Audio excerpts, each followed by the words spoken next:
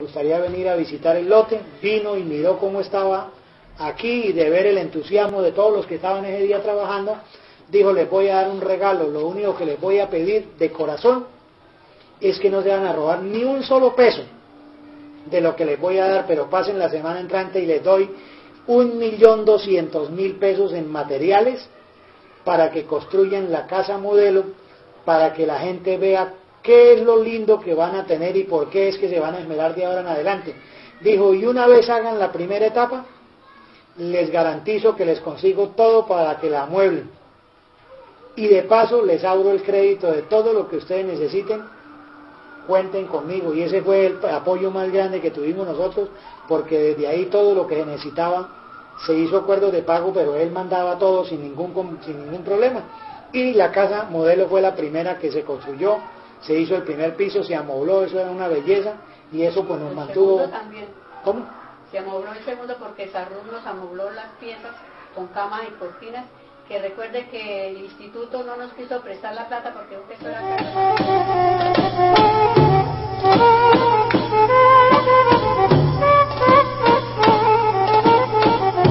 pues ya lo habíamos dicho, era de 7 a 3, sábados, domingos, festivos.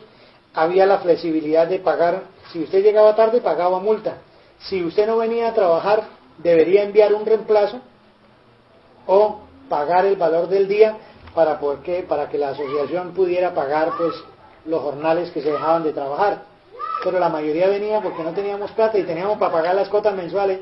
No teníamos... 500 pesos, ¿cierto? ¿Ah? A 500 pesos el día, ¿no? A 500 pesos el día en esa época. Yo a Eduardo le pagué mucho. ¿Sí? Eso era caro porque dígame. A Eduardo le pagué varias multas. Y el que no cumplía pues todavía se aplicaba, y legalmente se aplicaba la expulsión, porque se expulsó mucha gente, pero desconocíamos un decreto que eso no era echarlo por echarlo, que había la necesidad de llevarle el debido proceso, que era darle las ventajas, las oportunidades y hacerle un proceso para lanzarlo. Pero aquí era el que no cumplía, para la calle, se le buscaba su reemplazo, que había gente pues haciendo cola de los que se han presentado. Las cuadrillas siempre se buscó gente muy exacta, muy cumplidora del deber y que fuera respetada por el resto del grupo, porque se iba a encargar de una cuadrilla.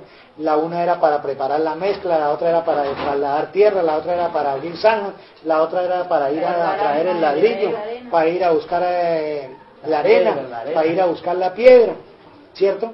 Los momentos que uno vivía más difíciles a ratos era, por ejemplo, la consecución de piedra, porque al comienzo empezamos a encontrar mucha piedra, pero era difícil la recolección, porque era en las montañas y tocaba soltarla para que cayera, para poderla recoger, para echarla a la volqueta, ¿cierto?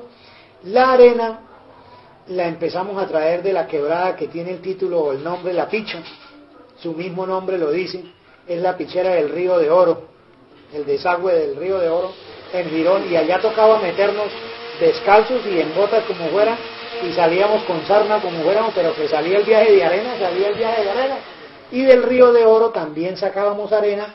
Terminamos trayendo arena del río Suratá, y cuando ya empezaron a ver que era mucho el movimiento de sacar lo que se llamaba el material de arrastre de los ríos, nos prohibieron la entrada, y casi que al final terminamos yendo a Río Negro, y los últimos viajes de arena que se trajeron tocó comprarlos a 50.000 pesos, trayéndolos desde Pescadero.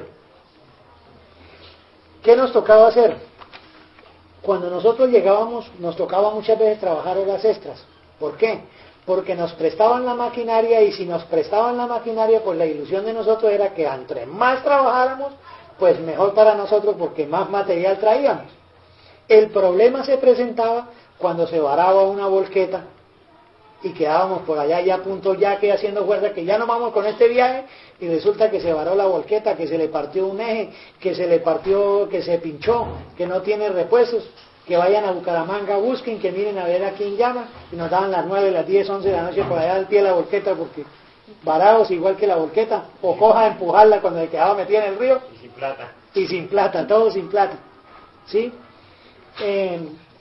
Dentro de ese ambiente pues vivimos muy chévere todo el tiempo.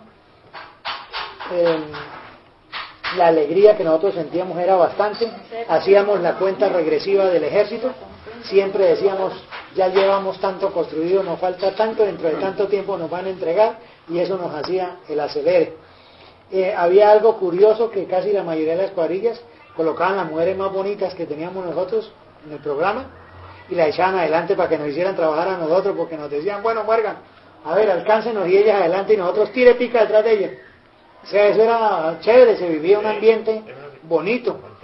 Se luchaba mucho cuando íbamos a la ladrillera, y como era material que estaba saliendo del horno, pues claro, nosotros no éramos expertos en alzar ladrillos, ni mucho menos acomodarlos en la volqueta, y caliente, y no nos cabía el total de ladrillo porque nosotros no sabíamos acomodarlo, entonces eso siempre terminaba uno raspado y quemado, porque a veces ya tocaba hasta sacarlos del propio horno, porque decían, bueno, ustedes necesitan ladrillo, necesitábamos el ladrillo para el sábado, entonces sáquenlo del que ya estaba apagado, pero todavía tiene la ceniza hirviendo, entonces límpienlo y échenlo en la volqueta.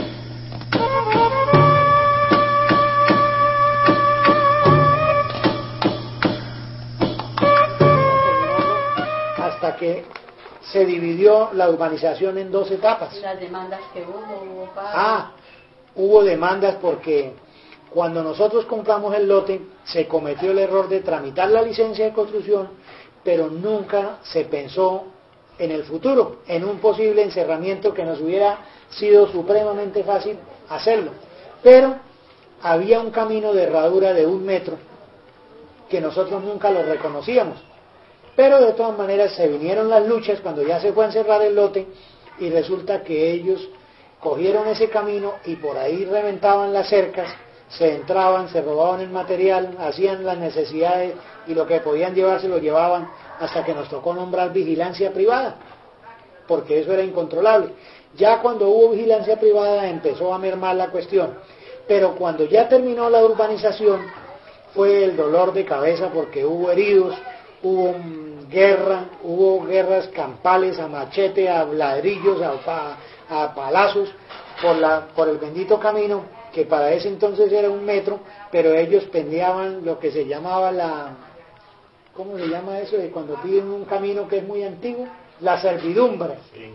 Ellos pedían la servidumbre y nosotros les decíamos que no, pero a última hora resultamos reconociendo pues que les dejábamos el metro, y cuando ellos ya vieron que estuvo la urbanización, se fueron y duramos peleando hasta que tocó cederles 3 metros, que es la vía que hay actualmente, peatonal.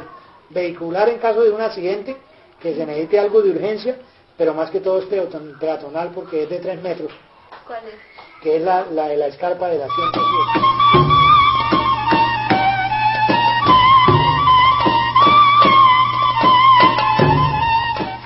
Cuando se terminó la primera etapa, se llegó a la conclusión de que las casas se entregaban en